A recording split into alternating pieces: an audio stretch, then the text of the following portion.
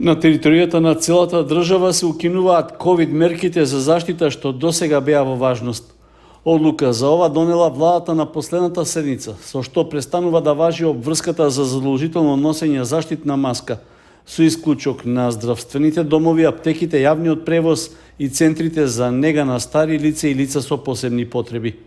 Одлуката на владата следува по заклучокот на Комисијата за заразни болести за стабилната епидемиолошка состојба во целата држава. При тоа се препорачува практикување на основните превентивни мерки за лична заштита од COVID-19. Комисијата за заразни болести на состанокот одржан на 27 април препорача укинување на сите рестриктивни мерки за справување со COVID-19, освен задолжителното носење маски во болниците, аптеките, јавниот превоз и домовите за стари лица. Сепак, комисијата упати апел до граѓаните да продолжат да ги почитуваат мерките за лична заштита и хигиена, како што се честото миење раце, дезинфекција и одржување дистанца. Од комисијата подсетуваат и дека вакцинирањето и понатаму останува најдобра и неефикасна мерка за заштита на здравјето на населението. Комисијата за заразни болести на дневна основа ја следи состојбата со COVID-19 и доколку повторно има потреба ќе бидат препорачени нови мерки, соопшти од Министерството за здравство. Проблемот со бездомните животни по улиците и јавните површини е заеднички за сите општини во источниот регион, а поединечните активности на секоја локална самоуправа за негово решавање досега не дадоа позитивни резултати. Забележливо е дека животните пред се куќињата и понатаму слободно шетаат и можат да бидат потенцијална закана за безбедноста на граѓаните. Делегираната обврска што во Кочани му е дадена на комуналното претпријатие Водовод да ја спроведе тендерската постапка за шинтерски услуги, значи трошење јавни пари без видливи резултати. Грубата анализа покажува дека во последните неколку години во просек од буџетот на Водовод се издвојуваат по околу 10.000 евра. Ефектот од тоа е недоволен. Од таму и идејата дека е потребно регионален пристап за решавање на овој проблем, за што може да помогне и Центарот за развој на Источниот плански регион. На последната седница на Советот на општина Кочани, ваквиот став беше повторно актуализиран. Ние како Совет веќе неколку години донасаме одлука и по поднос на предлог заклучок да испратиме до ово збарање да се направи проектна документација за прифатилиште, односно за стационарен центар за улични животни. Конкретно по мој предлог во 2018 година беше изгласано тоа, епилог не видовме. Исто така по предлог на колешката Жаклина Свеќаровска во месец ноември беше даден предлог да се прати допис до вас и мене ме интересира дали локална самоуправа на општина Кочани има пратено допис за изработка на проектна документација за прифатилиште за уличните животни и како функционира комуникацијата помеѓу вас и локалната самоуправа. Постои намера да се побараат средства од националниот буџет за изработка на физибилити студија која што ќе даде подетално решение како би требало да се пристапи кон изградба на еден стационар или живеалиште по современи услови, така што животните би имале пристоен третман, а граѓаните низ Источниот плански регион би биле нели заштитени да не бидат каснати од куќињата и општините да не се соочуваат со тужби од граѓаните за надомесна штета. Решавањето на проблемот со бездомните животни, особено со куќињата во Кочани и регионот, се покажа неефикасен кога тоа го прави секоја општина поодделно. Затоа изработката на најавената студија е повеќе од потребна. Со оглед на досегашната динамика при реализација на активностите, неопходно е постапката да се спроведе што побрзо, за да се најде соодветно и одржливо решение.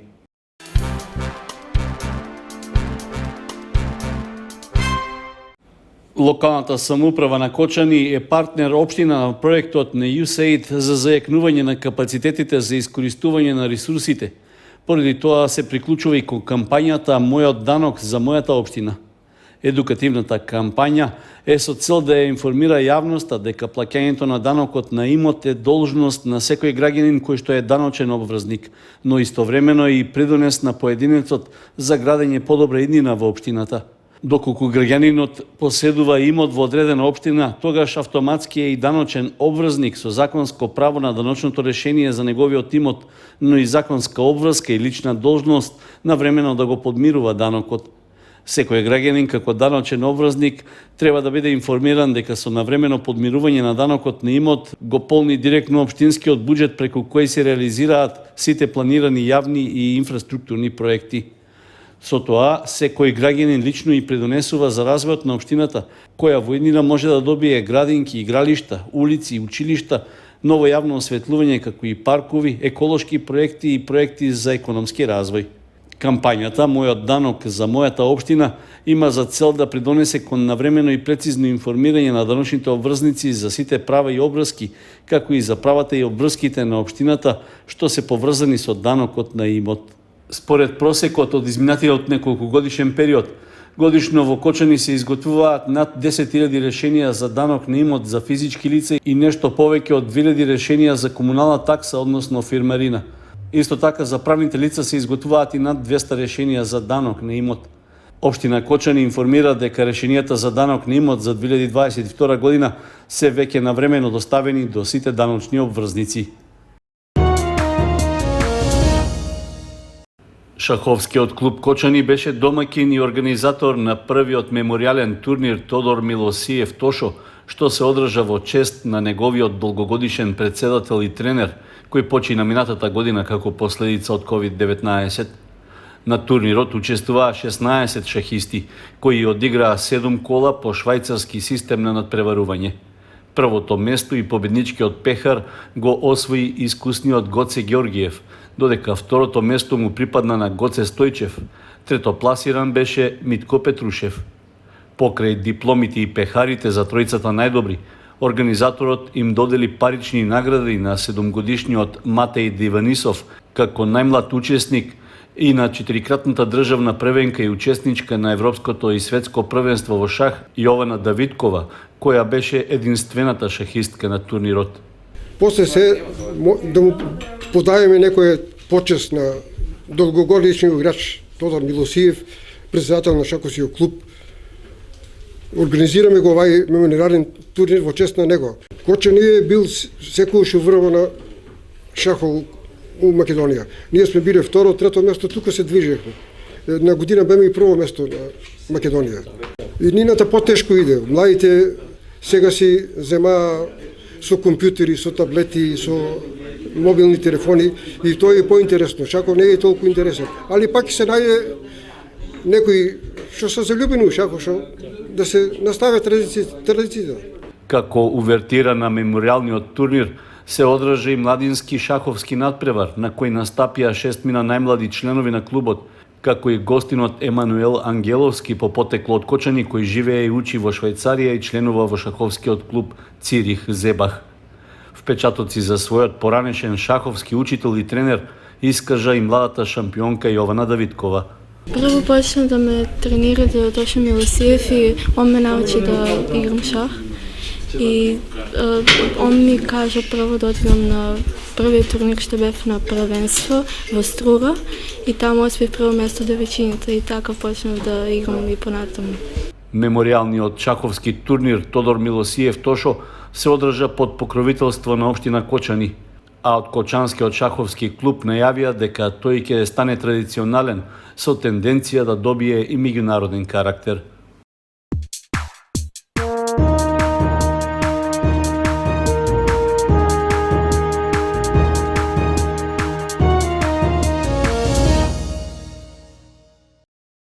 Кошаркарите на Баскет Дино Деликатес доживееа пораз и на вториот полуфинален плейоф надпревар во третата кошаркарска лига.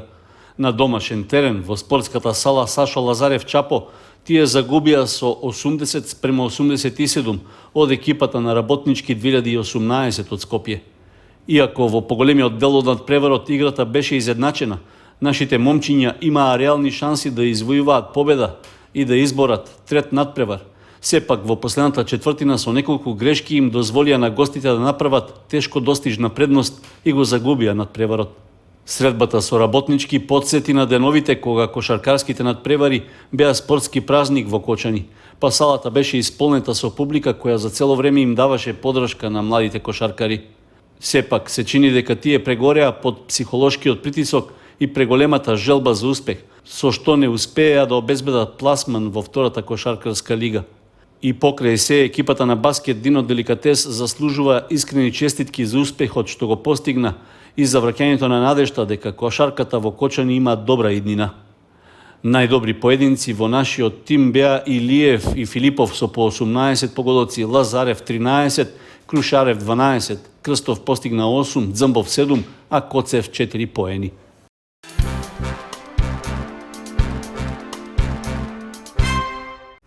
Во празничниот продолжен викенд се одиграа надпреварите од 25-тото коло во втората македонска фудбалска лига, во кое второлигашите од Кочани и Виница останаа без очекуваниот успех.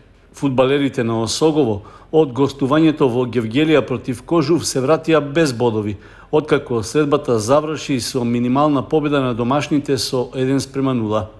Иако се очекуваше жолтосините да направат позитивно изненадување и да освојат барем бод, сепак надежите останаа неостварени, со што тие се доведоа во незавидна положба да го спасуваат опстанокот во лигата.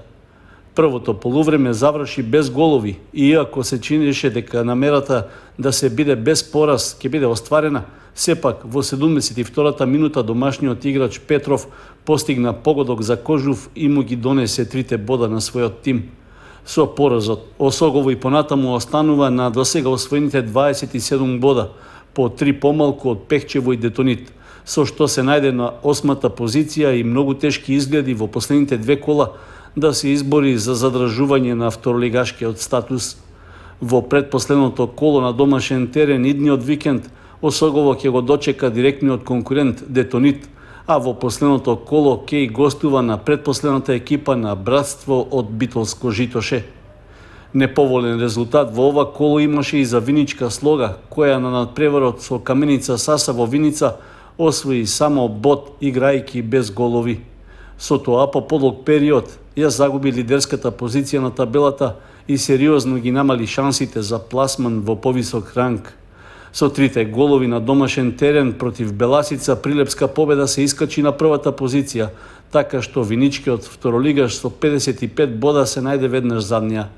Во следното коло Слога ќе гостува во Струмица против Беласица, а во последното коло на домашен терен ќе се сетне со победа.